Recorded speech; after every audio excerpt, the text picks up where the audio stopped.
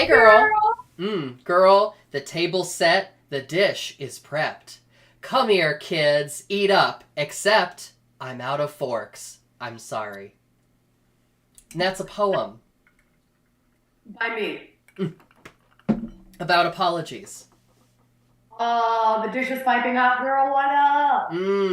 Girl, you know what? I'm just gonna come out and say it. I don't like apologies. I don't do them anymore. Girl, episode's over. Thank you all for watching. See you Bye. They're hard. They're hard and they make me feel bad. You know what? That is the name of my memoir. They're hard and they make me feel bad. Oh my god. I love that. I would buy 2 of them. That's so sweet. I'm gonna camp out in the Barnes and Nobles that are left and look for it on the end caps in the front next to the Starbucks. Girl, this is not the topic for today, but I worked by a bustling Barnes and Noble this past weekend, and I'm still confused as to how they've survived. Did you? Like, they need a Harvard Business Review study on how they're still around. They really do. Did you know there's a couple Blockbusters left? No. Couple holdouts. Just a couple holdouts, girl. Just a couple left. Wow. Do things even come out on VHS, or do they just say, fuck it, you can only watch Overboard with Kurt Russell and Goldie Hawn on VHS? Yeah, we only have 51st Dates on Blu-ray. Sorry. Yes, Blu-ray. Oh, girl. I love this look. Tell me about her. Thank you. You know, she's a classic. I feel a little Moaning Myrtle. She's a little young old. You know what I mean? And I don't know if it's not just because I'm not wearing eyeliner or lipstick because I ran out of time. I literally just threw concealer and eyeshadow on my face and said, "Fuck it, let's roll the dice." We did it. We did it, Joe. You know what this look is? This look is when you're in the cafeteria and you look at the little plastic cutlery and the numbers that are printed on them that tell you how old you are. You know what I'm talking about? Did you ever do this? No. Oh my god. Okay, get into it. When we were in elementary, all the way up through like high school, because I sat at the weird table, we used to get the plastic silverware, plastic cutlery, and we would look at the little number that's printed on it from the factory and just be like, oh, that's how old you are today. And, you know, sometimes it would be like, you'd get really excited if you got your age, and then sometimes it would be like, oh no, I'm 67. Oh my god. Yeah. You're so cute. Bring it. Thank you. And it's not just the Peter Pan collar and the little felt bow. It is very like it's infantilizing, that collar, right? I think it is a very infantilizing collar. Yeah, I'm regressing right before your very eyes. Girl. Take me back. Take me back. Take me back. So this is the kind of like shirt where I think I know what the rest of it looks like. But then like there's like a hole in the middle of it. Do you know what I'm saying? Ooh. I mean, this might be a show don't tell kind of situation. Oh, really? Okay. I mean, like, show us the hole is what I'm saying. Oh, no. Give us the whole pic. No, I mean, what does the rest of your outfit look like? Oh, okay. You want to see my outfit. Okay. Classic redirection. Well played. Well played, Cardis. All right, so we've got a little fit and flare silhouette, a self belt. You know, girl, if you who have been following us on this channel, you know Eileen Galvin loves a self belt. And what is it interesting that in a regular belt? So a self belt. Yo! Speaking of silhouettes, a self belt is made from the same fabric as the rest of the garment. So it has like, actually, you know what? It's not a self belt because it doesn't have any polka dots. Oh, you know what? No, I think it does. I put it on inside out. That's why. Oh, okay. Girl, shell of a woman. The inside is kind of leather though, so it is reversible. I guess that's fun. I like it. Yeah, it's cute. Just made a new discovery, and it's awesome. It's a nice T length. It's sort of below the knee length. So that is a classic fit on you too. Very, very cute. Thank you. It's sort of like secretary meets stenographer, which is basically a court secretary. It's secretary meets secretary. It's like secretary meets executive assistant. The collaboration we never knew we needed. I'm in a crop top. Yes. You better serve that crop top. But yes, I'm so tired. Girl, you're so built. You are so fit. Okay, wait. I'm putting you in. No, it's the angle. Oh my god. No, seriously, you look amazing. Oh, thank you. You know what my secret is? What? Having a 3.5 hour delay from Columbus and getting in at midnight. Blah. Oh, she's tired. Oh my god. Tired of I being talked in to Maya. she looked tired. So my mom make tired work for me. I called my mom on my way home because my Yeah. mom is retired and precious, and I'm trying to call her every day. So hold me accountable, girl. This isn't even about the dish. This is just me being real. I am not going to be able to sustain this, but we're going to try. Yes. So I called her on my way home from work, long day, like first day back from the hustle of the break and everything. Yeah. And she's like, "You sound tired." She seriously like she the bird caged you. She was like, take a couple days off. You look tired. It's like tired means old. What does that mean? Nothing. And then I love the next shot is like hours later they're still arguing about it. Oh my God, yes. I felt that deeply. Yeah. So, speaking of, this is the perfect segue. Do you think Armand did a proper apology to Albert in the birdcage? I love this thought experiment. So what was the moment? Give me more of the context. Can you when would the apology so the moment that I completely left Armand's side is when he drag looks him at Albert. Yeah. After Albert is convinced they've been robbed. Oh! And been robbed. It's like Val and I were talking, and you know, we parents are going over whatever. Here. That's the line. That's the fucking line. And it's just like, if we would feel better if you weren't here. Well, first of all, that's not an apology. That's an I'm sorry that you felt. No. But I also think that he never truly apologized. No, well, you know, when they go to where's the cemetery again that he goes to? Oh, Egyptian. Yeah. He's sitting at the bus stop, like falling apart. It's such a great scene, and there's like this beautiful, like, I don't know if it's a cruise ship or a freight ship going behind them, and they have this postcard moment where they're sitting together. And what I don't like about that is that Armand starts by basically berating Albert for having an emotional reaction. Yes. And it's in service of sort of comedy. Like, it's supposed to be... Right. Oh, they're like a bickering old gay couple. I don't like that trope, girl. Like, there's this great show with Ian McKellen and Derek Jacobi called Vicious. And it's really fun because you sort of get to see the inner workings of an older gay couple. But the humor is about them ripping each other to shreds. And, like, I don't want that. I don't want that for my gay life. I certainly don't want that for my gay economy.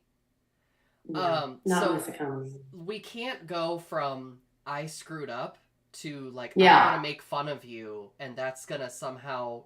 We're going to joke our way into an apology. I don't support that. I don't live for it. I won't stand for it. No, and I find it's just, like, super exhausting. I'm just like, are we here again? And that's the thing. Here's the thing about apologies. I love the power of an apology. I do. I love the power. I hate a butt after I'm sorry. And you know what I'm saying? Like, I do. Like, and I have heard that so many times. Person professionally, like, oh, I'm sorry, but I'm like, no. Right? Like, what does real accountability look like? Sometimes it's just like, it's not even I'm sorry. It's just like, hey, I feel you. And like, I fucked up. Yeah. I know I fucked up. Like the self-awareness of it. You know what I mean? I think it's just kind of people needing to feel seen. Yeah. Well, I think a good apology usually starts with an acknowledgement of what the impact of the action was. Mm-hmm. You know, because I think people really want to be understood in terms of their feelings. And for me, that's like, this is how this hurt me, you know? Like, that's how we move forward, is you have an understanding of the harm before we can even address the harm. Right, and move forward. Yeah. I'm trying to think of the worst apology I've ever received. Oh, I know! Okay, so, picture 2008. I'm dating a terrible woman. Yes, we can. Breaking news. Yeah. Can we date terrible women? Yes, we can. We did it, Joe. So, I dated a terrible woman, and she literally apologized. I will never forget because I actually wrote a joke about it, but I never did the joke because it never hit. Because it was like incredibly degrading, and I didn't see it. And I'm like, why isn't this joke going well on stage? Oh no! Oh no! And That's so funny. She's like, I'm sorry. So she like absolutely hurt my feelings and cheated on me with bag dicks. Yeah. Which cheating on me is not the worst thing that she did to me. So I don't know why I added that. She pulled a knife on me. We'll add that. So. Oh wow. We had a few things to apologize for. It sounds like. I mean, she did. But one of the things she said to me was, "I'm so sorry." After like really hurting my feelings, she said, "I'm so sorry that you feel that." Yeah, I'm sorry that you felt is the worst. And like, I wrote this joke, and I was like, "I'm so sorry that you feel this way. I'm so sorry that your dad left." Like, I kept adding things to it, like just for fun. Yeah. But no one ever laughed at any comedy club, and I was like, "What's happening? This is funny." And everyone's like, "No, that's real sad." Like, I hadn't found the like. They've never done anything wrong, and they've never had a poor apology like leveled at them. Right. No, it was my timing. I don't know what the missing link is there, but they're all broken, terrible people. That's what I'm trying to say. I know. Blame the audience. But even in that, which is hilarious because it's also that I'm sorry you feel that way. It's such a blame the other person, right? Yeah. I'm so sorry. You're a fucking moron. Is all I ever heard. Yeah. I'm really sorry about that hair. I'm really sorry about this bowl, doggy. Let's see if I can get her in the shot. I'm really sorry about that half wig that you thought matched your bangs. Oh, look at that girl. Oh my god. Oh my god, she's so cute. Yeah, she's so huge. I can't stand her. I also can't stand her, but I think we mean it in different ways. She put her little nubs together and said, "Hello, hi." She's precious. Beans. No, I can't. Just all beans. Self-serving apologies are the worst. Can you think of the worst apology you've ever had? Oh, girl, I block them out. I don't even. You're like, here's the secret: compartmentalization. Yeah. I don't know. I remember when I broke up with this guy, this like grad student in the math program when I was in college, and your stories tonight are so precious. That fucking Peter Pan collar. You can't wear a Peter Pan collar again. Like, I can't handle it. I just keep going. I've worn them before on this channel. I wore one last time. Remember that little blue number with the lace doily Peter Pan? This one's just bigger. Oh, yes. Yeah. Yeah, that is bigger. Girl, I sneak them in all the time. You just didn't notice. Because this one's so outrageous. I look like a birthday clown. You do not look like a birthday clown. Contrary to what that laugh implied. You do not look like a Yeah, exactly. It's real dainty. It's so delicate. Okay, so you're breaking up with a guy in grad school. Yeah. So he broke up. No, who broke up with whom? Dear viewers, I think I broke up with him, and I said, "Listen, this is not doing it. We want different things. We have different emotional needs. When we're together, I just don't feel the sparks fly. You know what I mean?" And I was just trying to keep it real. I was like, let's save each other the time of dragging this out for another 3 months and being miserable, right? Right. People don't usually like that.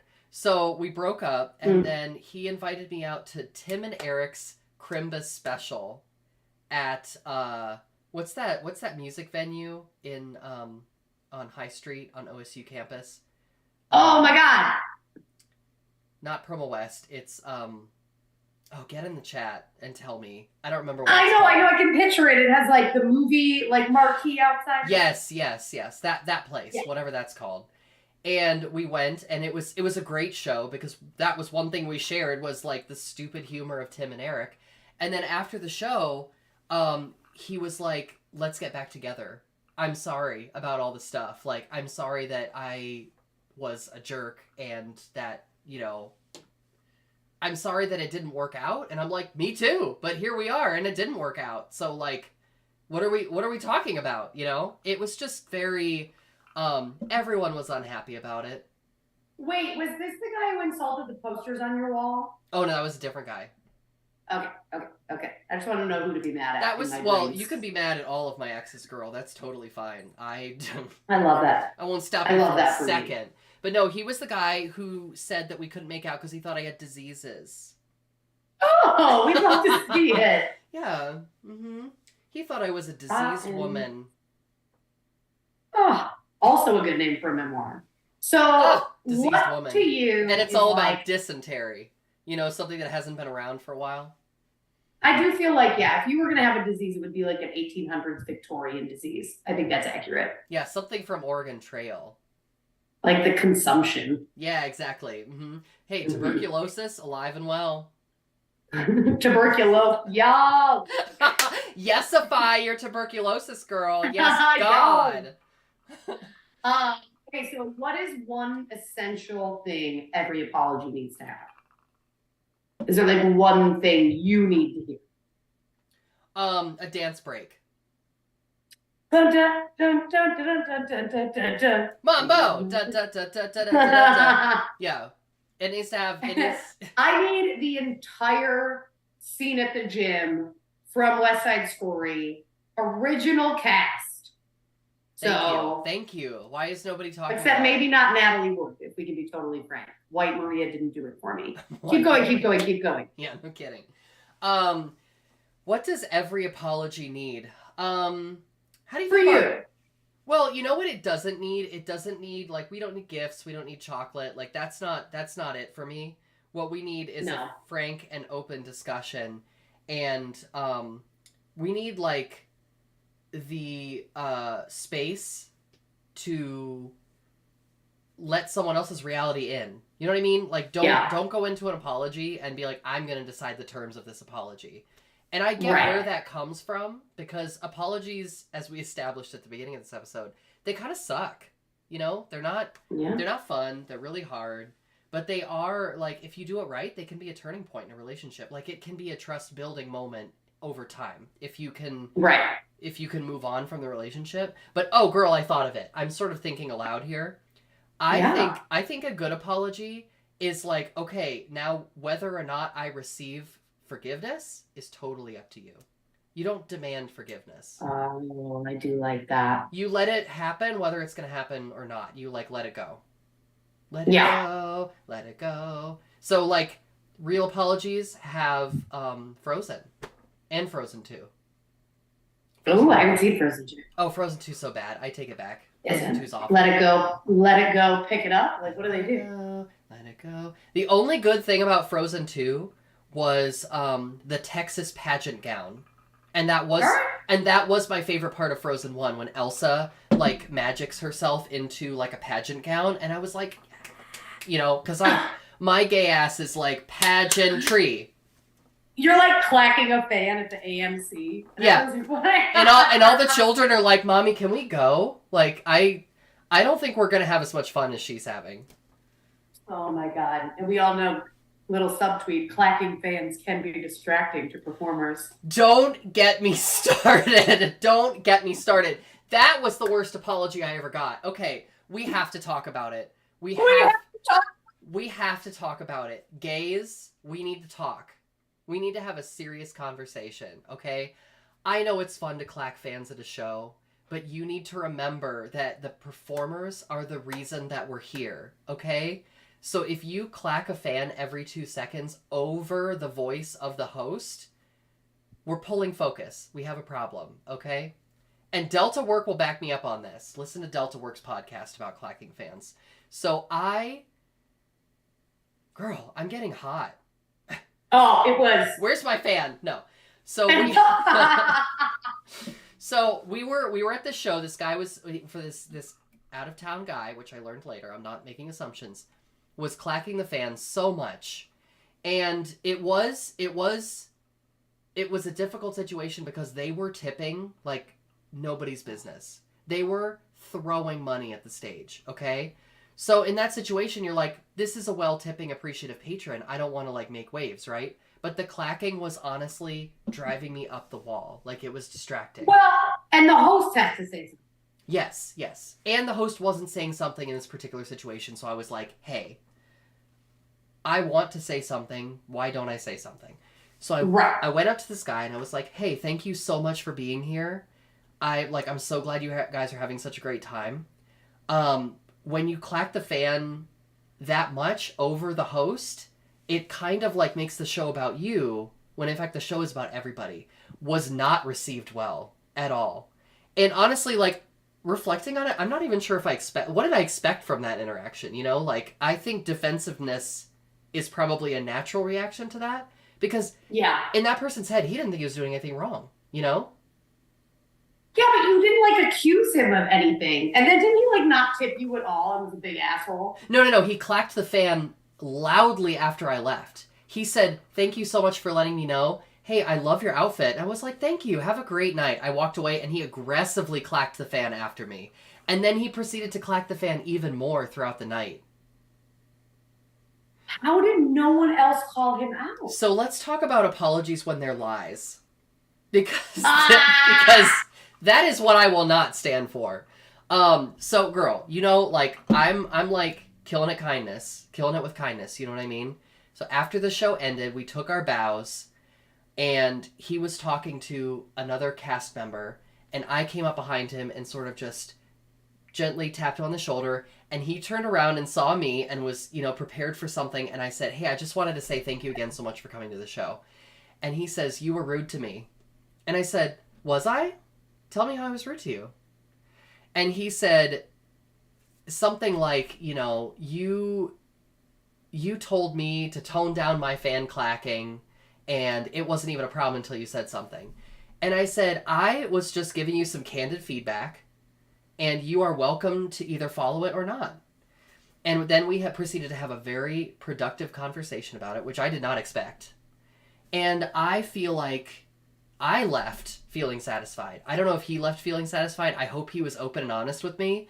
But like I was like, I want to go and have a follow-up conversation about this or I'm going to leave with like grudge With energy. all that weight. Yeah. Exactly. Yeah. I needed to let that Well, go. so it was a productive conversation. Did he take ownership that it could be distracting? I don't think so. But you know, so here's another common theme, especially amongst femme presenting people. We have a tendency to apologize too much, right? And so I had to coach myself. I had to sit myself down before going back and talking to this person and be like, "Eileen, we're gonna have a frank conversation, but what we're not gonna do is we're not gonna apologize."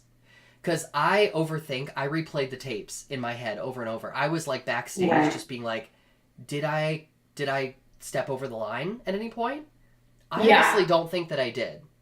So If I was the host, oh my god, I would have just been like, "Oh my gosh, thank you so much for talking over me with your fucking fan."